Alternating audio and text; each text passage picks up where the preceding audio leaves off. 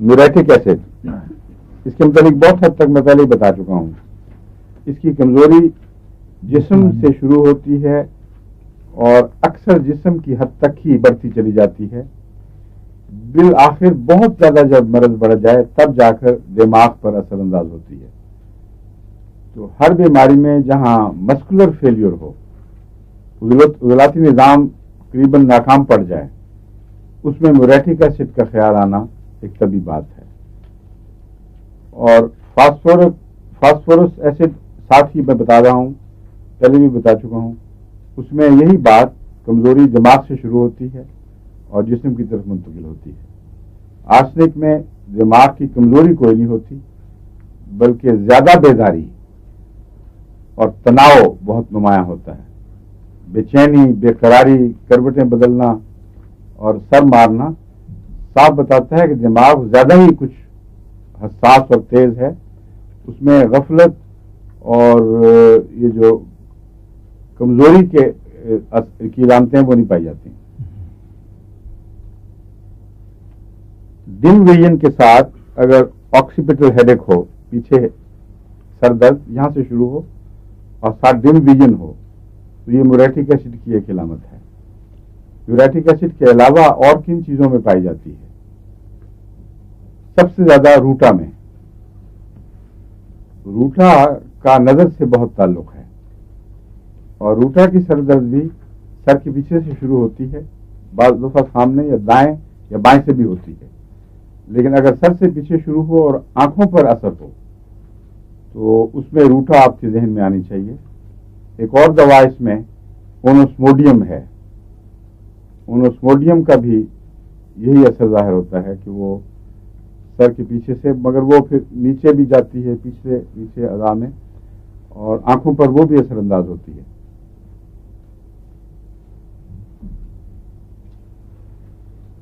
یہ آپ کو میں پہلے بتا چکا ہوں کہ ہاف سائڈ پر پینڈیکولر غائب ہو جاتی ہے. یوں نظر آدھی ایک طرف سے دیکھنا بند کر دیتی ہے یا اس طرف سے دیکھنا بند کر دیتی ہے.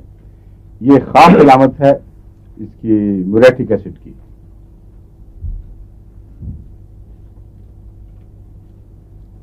اس کا جب حملہ منہ پر ہو، بعض دفعہ ضروری نہیں ہوا کرتا کہ آپ سارے جسم میں میوریٹک ایسڈ کی علامتیں ڈھونڈیں. بعض اثرات بعض خاص اعضاء پر، خاص علاقوں پر خاص بطور خاص پڑتے ہیں. ان میں اگر یہ منہ پر حملہ ہو، اس کا منہ کے ووکل کیویٹی جس کو کہتے ہیں، تو ایک تو یہ ہے کہ بسا اوقات یہ حملہ ٹائیفائڈ یا گہرے بخاروں کے بعد ہوتا ہے جب وہ بڑھ جاتے ہیں. اس میں ٹپیکل علامتیں وہ ہیں جو صرف میوریٹک ایسڈ کی نہیں بلکہ اکثر بخاروں میں، یعنی گہرے بخاروں والی دواؤں میں ملتی ہیں. مثلا بیپتیشیا ہے، ٹائیفائڈینم ہے اور کالی فوس ہے.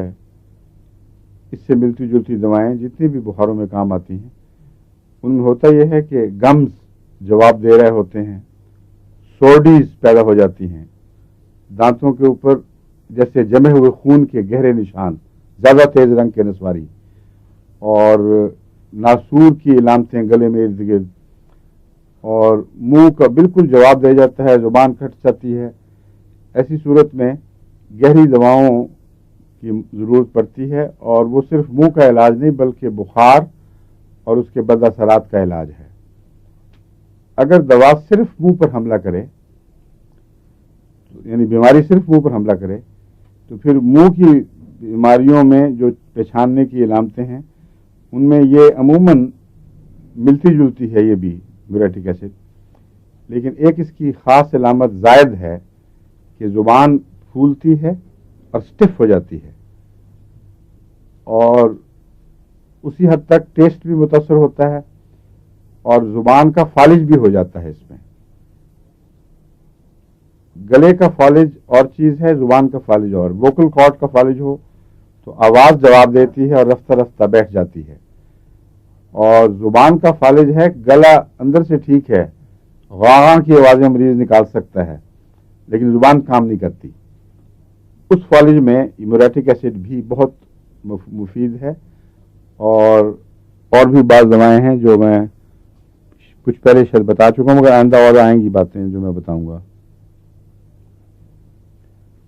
منہ عموماً خشک ہوتا ہے،